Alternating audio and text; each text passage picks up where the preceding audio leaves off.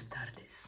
And welcome to another chocolate review. If you're new here, this is Maverick Baking. My name is Kelly, and here on the channel we conduct all sorts of these chocolatey reviews alongside baking, recipe videos, vlogs, foodie challenges, other things like that. As that sounds like your kind of thing, feel free to stick around.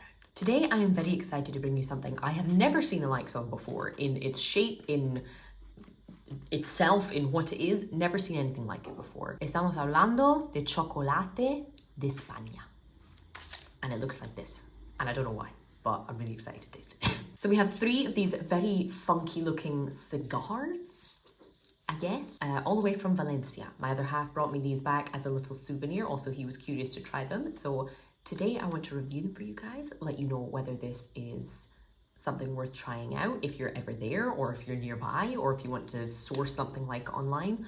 I have no idea what to expect, so I'm very excited to get into it. So of the 3 different kinds we have here, we have one which just seems to be a kind of plain unflavored chocolate one. We have one with naranja being orange, and we have canela limon being cinnamon and lemon.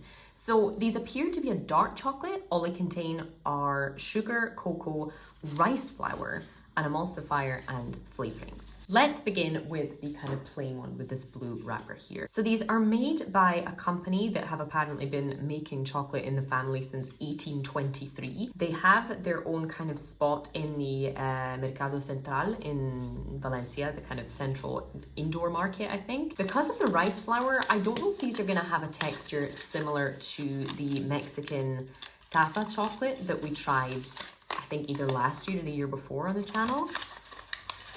But this is it. This is what we have here, this sort of log, this kind of cigar of chocolate. It smells almost like there's some spices in here. I don't actually know if there are, but there's a kind of Christmassy potpourri kind of flavor around it. Other than that, it just looks like a kind of cylinder of dark chocolate. So I'm very intrigued to see how it's going to be. Opening it up, there is no snap whatsoever, and it looks like we're gonna have a kind of rough texture in there. Very, very interesting. Let's try it and see how it is.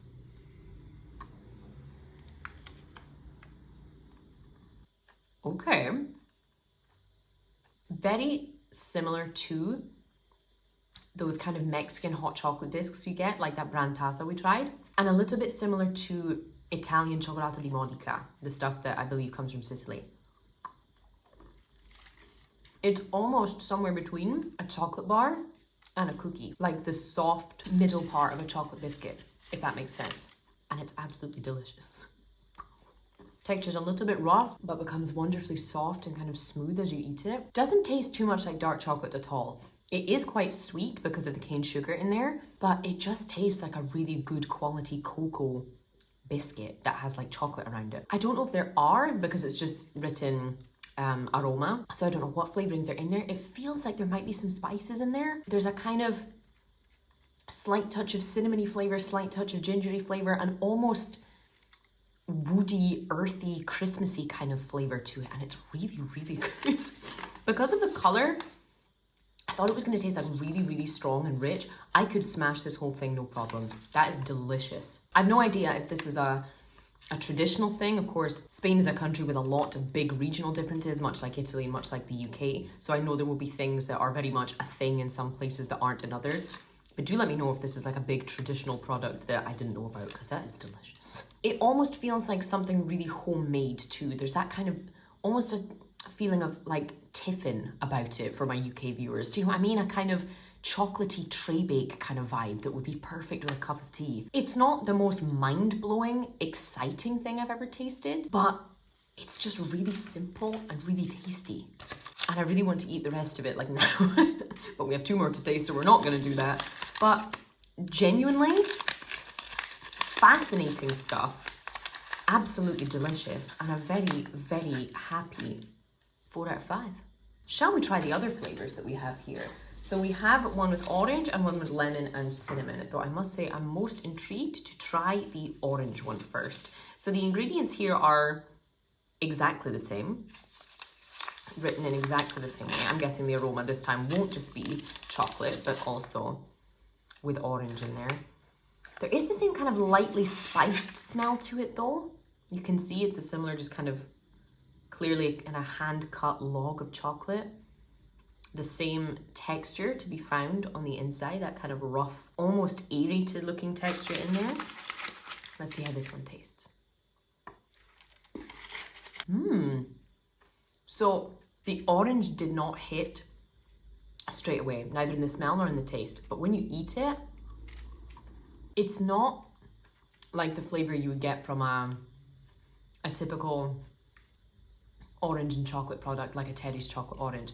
That's a proper candied orange kind of taste. The candied orange you would get in some Christmas baking or something like that. A very orange zest kind of flavor. It's very, very subtle, though it does make the whole thing taste sweeter than the last one. That's delicious. Somehow, though it tastes sweeter, it also does have a kind of bittersweet element to it. I don't know if the orange is doing that or the orange is just making my mouth pick up on the fact that the cocoa does that. But again, texture's fantastic. It's like somewhere between a dark chocolate bar and a really nice cocoa cookie. It's smooth, you know, it's rough and a little bit crunchy, but then turning nice and smooth and soft. The flavor's there, but it's not overwhelming. It doesn't taste fake. It doesn't taste like any of those kind of added things. It's really good. I'd be happy to give that one a very similar 4 out of 5. Shall we move on to the lemon one with cinnamon? Because I'm very, very happy to see lemon and chocolate together. It's one of my favorite flavor combinations with chocolate. I think lemon and chocolate are fantastic together. You hardly ever see it. They go together as well as orange and chocolate do, but you just never see it. I have also noticed, I noticed this on the last packet as well as this one. I was just reading to see if the ingredients were the same aside from the obvious cinnamon and lemon inclusions, that if my very, very, very A1 level Spanish allows, there's a sugerencia, as in a suggestion, calentar 30 segundos en el microondas y comer tierno, which I would understand to be to heat it for 30 seconds in the microwave before tasting it. It just says suggestion, doesn't say I have to.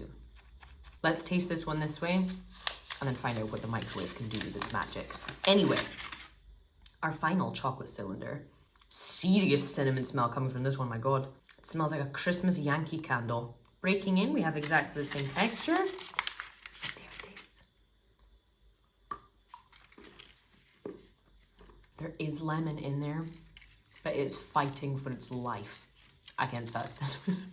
There's a couple of different kinds of cinnamon you can get, and one of them is cassia, or like something that's used as a cinnamon flavoring is called cassia, and it's got a much more powerful scent than other kinds of cinnamon do. I feel like that's what is in this, because that feels like I'm eating a candle, and I love cinnamon. Like, an overdose of cinnamon is no problem to me in most baking recipes, but here, a bit of heavy-handed with it. Not in the sense that it's like powdery or that it tastes like untoasted spices. You know how untoasted spices are just, it has too much cinnamon for everything else. The chocolate is gone.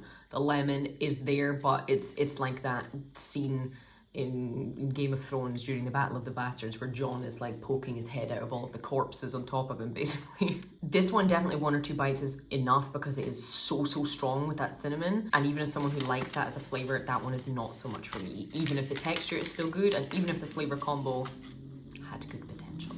So that one for me, I'm afraid just on the potency of the cinnamon, though some people might like it, for me, that one's a 2 out of 5. However, bonus review. Okay, probably not the most attractive thing I'm ever gonna hold up for you on camera, but that has been 30 seconds. It is warm, but not hot. This is the original one, by the way. Let's see how it is. It's an absolutely bloody delicious chocolate cookie center, basically. Brownie vibes to the flavor, middle bit of a good like chocolate chip bakery cookie vibes. Yeah, that's a suggestion that is worth following. All in all, very interesting. Very, very interesting indeed. 2 absolute knockouts for me, especially this first one. Absolutely delicious. If I ever personally get the chance to go to Valencia or nearby on my own, I will be trying to hunt this down because that is delicious. I'm also fairly confident that it would be a great kind of chocolate to have in the summer, for example, in a place where it gets super hot. Typically here in Italy, for example, even in the northeast, we regularly hit between 25 and 35 degrees for 3 to 4 months over the summer, and chocolate is just not really on the brain that much. Or if it is, it's not very practical to eat.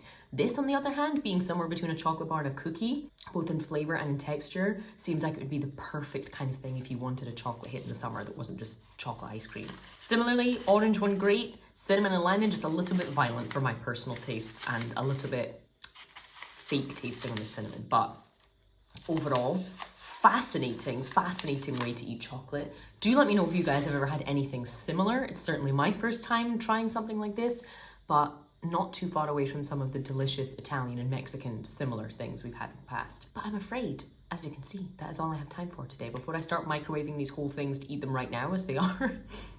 That is all I have time for today. Thank you so much for watching as always, and I will see you for the next one.